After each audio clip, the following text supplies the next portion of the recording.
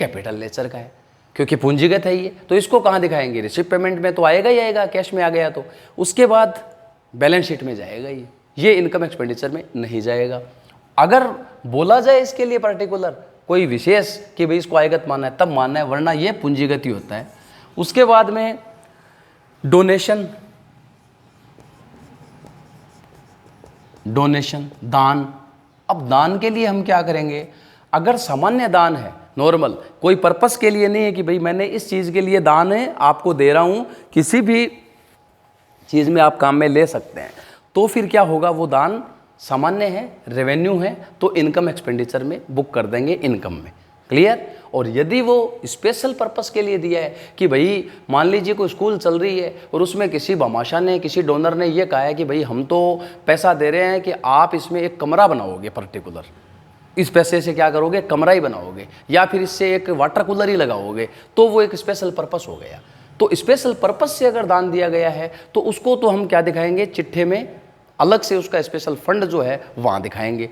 ये चीज़ क्लियर है, और उसी में से खर्चा कर देंगे। और यदि सामान्य उद्देश्य के लिए है तो इनकम एक्सपेंडिचर में। रिसिप्ट पेमेंट में तो कोई डाउट नहीं है, अगर नगद में आ रहा है तो दिखाएंगे, जा रहा है तो दिखाएंगे, उधार का कोई लेन देन रिसिप्ट पेमेंट में नहीं होगा। अवधि से भी मतलब नहीं है, कभी भी आए, कितना भी आए, आ जाएगा। उसके बाद डोनेशन हो गया, एंट्री फीस हो गई, लाइफ मेंबरशिप हो गया। दान के बाद में हम बात करते हैं सब्सक्रिप्शन, चंदा। सब्सक्रिप्शन, ये जो है ना, मेरा चंदा है तू, मेरा तारा है तू, ये वो चंदा नहीं है, ये चंदा सब्सक्रिप्शन है। सबसे इंपॉर्टेंट टर्म यही है।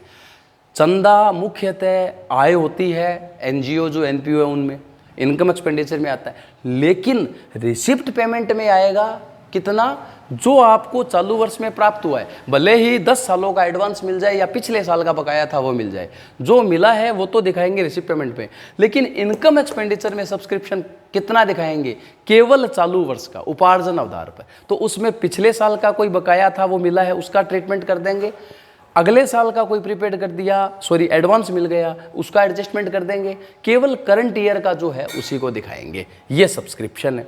उसके बाद में पुरानी संपत्तियां कोई बेची है तो वो संपत्ति का जो मूल्य है वो तो कैपिटल नेचर का है, प्रॉफिट एंड लॉस है, वो बुक कर देंगे। फिर रद्दी बेची है कोई खेल सामग्री कोई और स्कूलों में, उनको हम इनकम मान लेंगे, रेवेन्यू में ही दिखाएंगे, इनकम एक्सपेंडिचर में। उसके अलावा लिगेसी एक आता है, वसीयत, विल के रूप में, लिगेसी के रूप में कोई अमाउंट पड़ा है तो उसको हम कहाँ दिखाएंगे? वो कैपिटल नेचर का है, इनकम एक्सपेंडिचर में नहीं दिखाएंगे, बैलेंस शीट में लायबिलिटी साइड में जाएगा वो। एक होता है स्पेशल फंड। यदि कोई आपको गवर्नमेंट से कोई सहायता मिल रही है कि स्पेशल फंड के लिए, कोई स्पेशल फंड है, तो फिर आप बैलेंस शीट में उसका लायबिलिटी साइड में एक स्पेशल फंड बनाएंगे, उसी फंड में उसको पैसे को डालेंगे और उस फंड के संबंध में कोई खर्चा करेंगे तो भी आप उसी में से लेस करेंगे।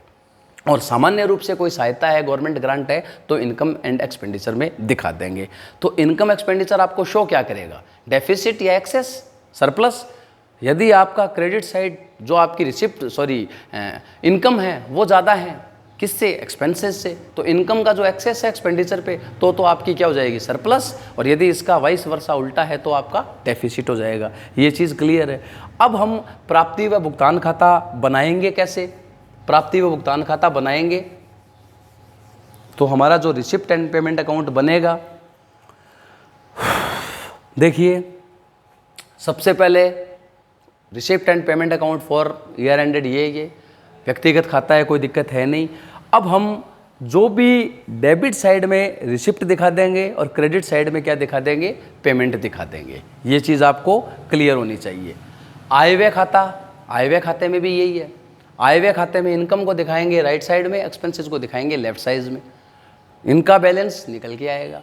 अब कुछ स्पेशल ट्रीटमेंट है वो मैं आपको डिस्कस कर रहा हूँ। बाकी बैलेंस शीट सेम जो पुरानी कंसेप्ट है, चिट्ठा बनता है वैसे ही बनता है, उधर असेट्स इधर लायबिलिटी, टोटल मिल जाएगा, ठीक है।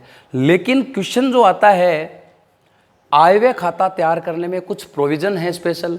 जैसे सबसे पहले एक्सपेंसेस की बात मैं कर लेता हूँ, एक्सपेंसेस या रिसिप्ट की बात कर लो, वो तो एक ही बात है। इन एक्सपेंसेस का मुझे इनकम एक्सपेंडिचर अकाउंट में शो कितना अमाउंट करना है। तो सबसे पहले यदि खर्चे की बात कर रहा हूं मैं, तो टोटल पेड इन जो हमारा करंट ईयर है, अकाउंटिंग ईयर है, टोटल एक्सपेंसेज पेड इन हमारा जो भी संबंधित अकाउंटिंग ईयर है ये आ जाएगा। ठीक है, expenses shown in income and expenditure account. कितना इनकम एक्सपेंडिचर में खर्चा दिखाना है, तो टोटल एक्सपेंसेस पेड जो मेरा अकाउंटिंग ईयर है किया है, उसमें मैं एडजस्टमेंट करूंगा। कुछ क्या करूंगा? एडजस्टमेंट। सबसे पहले क्या ऐड करूंगा, क्या लेस करूंगा? पिछले साल का प्रीपेड था, कहने का मतलब इस साल मेरा अगर प्रीपेड एक्सपेंसेस का ओपनिंग बैलेंस है, तो इस साल प्रीपेड का ओपनिंग बैलेंस का मतलब वो खर्चा पिछले साल मैंने क्या किया था, प्रीपेड के रूप में दिखाया था, तो वो इस साल से संबंधित है मेरा। तो प्रीपेड एक्सपेंसेस बिगिनिंग, जो मेरा ओपनिंग था बिगिनिंग, उसको मैं जोड़ दूंगा। क्या कर दूंगा? प्लस कर दूंगा। तो प्रीपेड बिगिनिंग जब जुड़ गया तो लेस क्या होगा? प्रीपेड क्लोजिंग, क्योंकि वो अगले साल से संबंधित है, तो उसको लेस कर दूंगा। यदि एंडिंग है तो वो लेस हो जाएगा। आउटस्टैंडिंग एंडिंग है, वो इसका उल्टा प्रीपेड का। आउटस्टैंडिंग अगर मेरा पड़ा है लास्ट में, वो इस वर्ष का है, तो आउटस्टैंडिंग की मैं अगर बात करता हूं, आउटस्टैंडिंग यदि मेरा एंड में है तो जुड़ेगा, और यदि आउटस्टैंडिंग बिगिनिंग में है, क्या है? बिगिनिंग में है, तो वो लेस हो जाएगा। ये हमारा total amount shown in income expenditure account आ जाएगा। ये चीज़ क्लियर है? चलिए ओके, तो आज के लिए इतना बहुत है। इस प्रकार से खाते बनाएंगे। धन्यवाद साथियों, बने रहिए हमारे साथ। एक आपसे मेरा रिक्वेस्ट है, आप जो भी वीडियो देख रहे हैं, कमेंट में मैं पढ़ता हूँ, आपके कमेंट आते हैं, तो साथियों आप बेहतर और हमें क्या कर सकते हैं वो चीज़ें आप ज़रूर बताएं, और ज़्यादा से ज़्यादा कमेंट आप हमें करें। और वीडियो आपको पसंद आ रहा है, आपके लिए अगर यूजफुल कंटेंट है, तो आप औरों को भी शेयर करें ताकि उनकी भी मदद हो सके। धन्यवाद। जय हिंद, जय भारत।